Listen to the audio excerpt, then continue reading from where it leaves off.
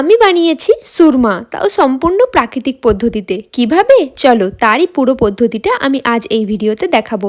তো প্রথমেই ছোট্ট একটা মাটির প্রদীপ নিয়েছি, আর এদিকে একটু কটনের টুকরো নিয়ে এতে অল্প কিছু জোয়ান আর একটা আমন্ডের টুকরো দিয়ে এইভাবে মুড়ে দিয়েছি। এবার প্রদীপটাতে ঘি দিচ্ছি, তোমরা চাইলে সর্ষের তেলও দিতে পারো। এবার দুটো গ্লাস আর একটা প্লেটকে এইভাবে রেখে নিচের থেকে প্রদীপটাকে জ্বালিয়ে দিয়ে একটা বাদামকে এইভাবে ধরে রাখতে হবে, যাতে পুরো আগুনের শিখাটা প্লেটটাতে গিয়ে কালি জমা হতে পারে। 10 থেকে 15 মিনিট এইভাবে রাখার পর প্লেটটাতে কালির পরত জমে যাবে। এবার এটাকে তুলে সুরমাদানি হোক বা অন্য কোনো কন্টেনারে স্টোর করতে পারো। আর এই দেখো, আমি আমার দাদুর সুরমাদানিটা বহু যত্ন করে সংরক্ষিত করে রেখেছি। ছোটবেলায় দাদুকে দেখেছি রোজ চোখে সুরমা পড়তো, আর দাদু বলতো সুরমা পড়লে নাকি চোখ পরিষ্কার হয়। দাদু যদিও আজ আমাদের মধ্যে নেই, তবে আমাদের মুসলিম সমাজে কিন্তু এই সুরমা পড়ার চলত বহু বছর ধরেই চলে আসছে।